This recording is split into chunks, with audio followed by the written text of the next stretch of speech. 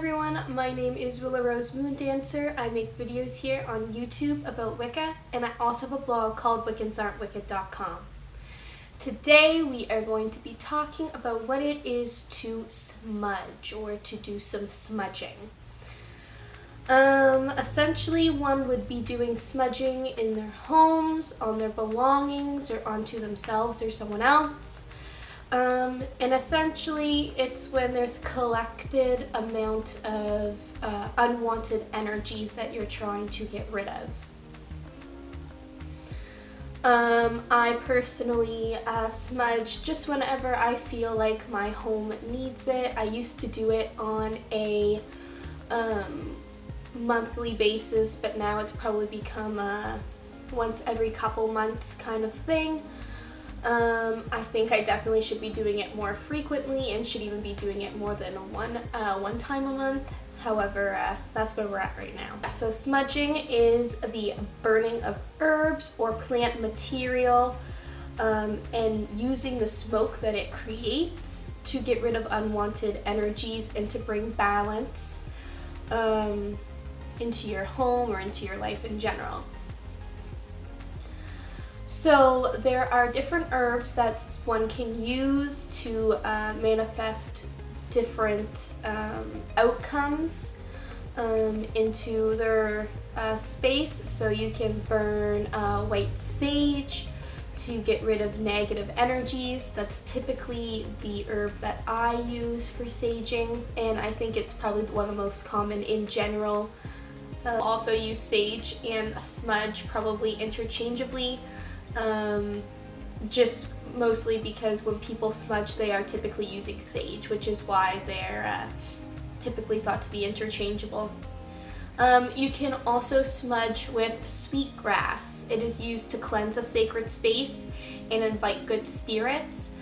I only really use white sage, but I definitely think I should start incorporating a combination of white sage and sweetgrass into my smudging rituals. You can also smudge with lavender, which I have done occasionally. It is meant to bring peace and happiness and a restful sleep. You can also use it to help with divination and meditation.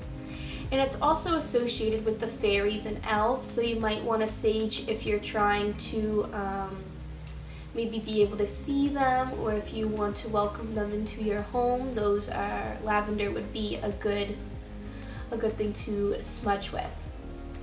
And then there's also cedar. Cedar is used to banish fear and enhance your psychic power. It can also chase away bad spirits. And the last one we're going to talk about is tobacco. You can use it as an activator for all your plants. So if you want to have a more powerful white sage smudging ritual, you could include some tobacco in with your white sage to make it more powerful.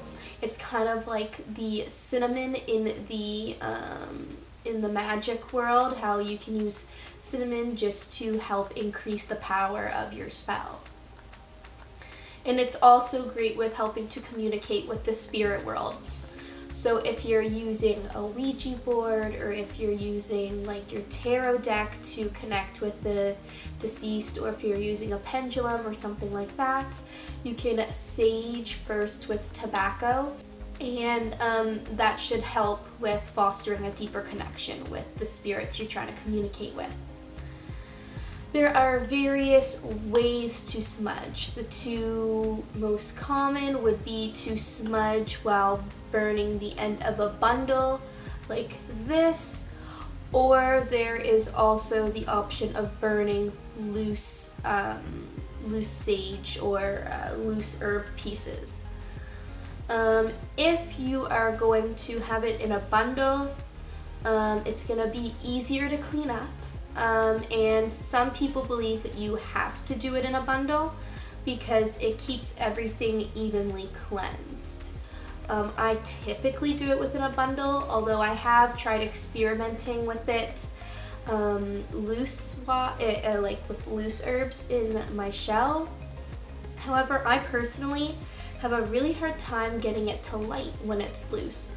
I've seen people do it loose and have no issues with getting it to light, so I'm not quite sure what my issue is, but that's something to keep in mind. When people do it with loose herbs, however, you are going to need a container, and it needs to be a heat-resistant container. So a very common thing to use is a ceramic bowl of some sort, but you can also use an abalone shell, which is what I use. I like to use it because I find it helps connect water to my smudging rituals, but for some reason, I'm not quite sure the exact reasons. I know that it's thought that the abalones, or whatever creature it is that uses the shell, are going extinct, and so people think it's disrespectful to the mother of the sea to use these shells. However, it's completely dependent on your belief system, and you can use this or a ceramic bowl or just anything you want. You could use your cauldron if you wanted, if you have a little one like I do.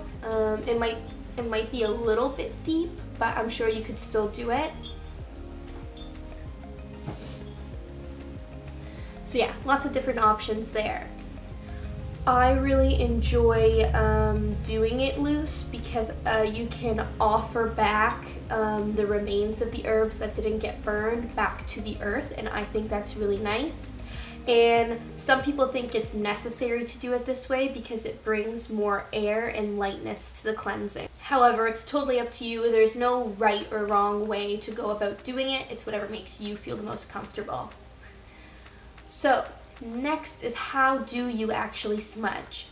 So the very first thing that I want to say, and I say this with every video that has to do with divination or magic or anything like that, it's all about your intent. So as long as your intent is being portrayed by you properly, then regardless if you do the smudging ritual exactly the way it's supposed to or not, it's going to work. That's my belief. Take that as you will. So, the way I think is most effective to do a smudging is, if possible, open all your windows and doors. That's not always possible. For me, it was only possible when I first moved into this place because I have cats. So I can't just open all my doors as they're indoor cats. I only was able to do this before they moved in. So kind of do what you're able to do. So if you can't open all the doors at once, open the doors you can open to, and then when you get past that section of your house, you can kind of close your cats away for the few minutes that it's going to take to do the rest of the house, and then open the other doors that are now available to you, that kind of thing. You are going to start at the lowest point of the building you're in. So if you have a basement, you're going to want to start down there. If you have a one floor like I do, I start at the opposite end of my front door, so I start all the way here in the bedroom.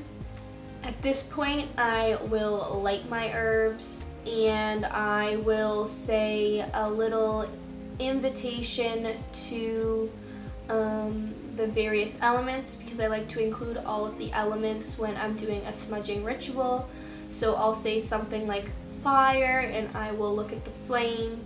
I'll say water, and I'll look at the shell. I'll say air, and I'll look at the feather. And then I'll say earth, and I'll look at the herbs that I'm burning. And then I'll say, so fire, water, air, and earth do not welcome any negative energy in this home.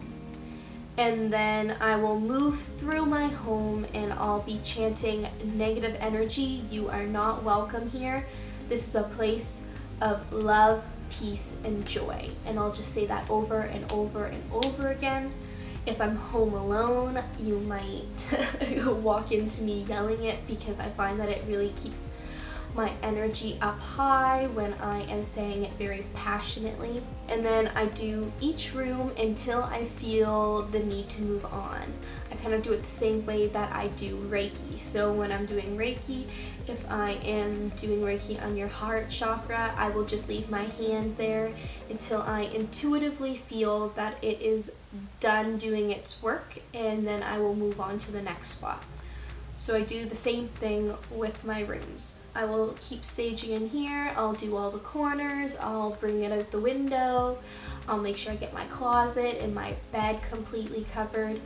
And then as I start to feel the energy shifting and the negativity is all gone, I will move on to the next room.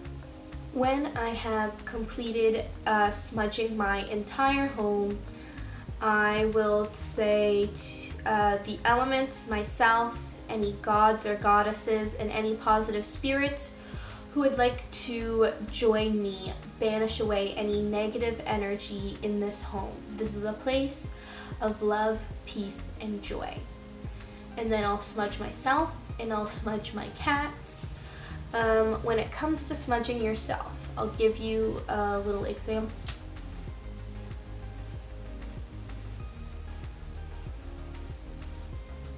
I smudge it over my face and over my heart, and then I start at my feet and I work it up over my head, and then I get as much as my back as I can.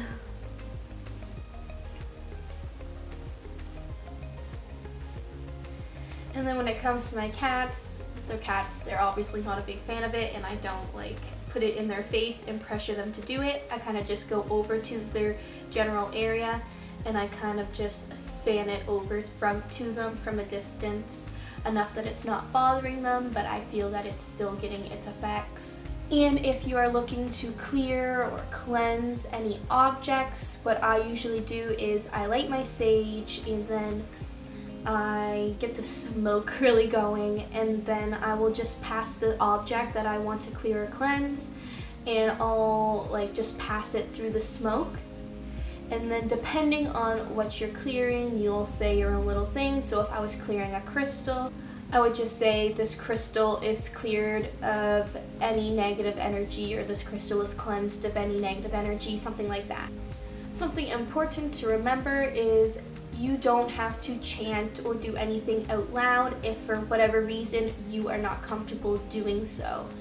I know that if I have my partner home, or if when I lived with friends, if they were home, I did not feel comfortable just chanting out loud. So I would do it in my head, and I find that it works fine. It'll get your point across. I mostly just like chanting out loud because I feel that it really keeps your energy up. Which is really important for when you're doing any sort of ritual or divination or witchcraft.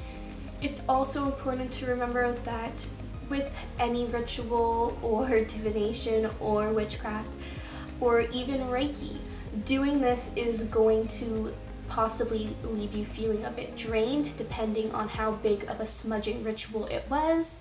If it was just you smudging yourself, and it was just kind of like a regular average day, it probably won't be too noticeable.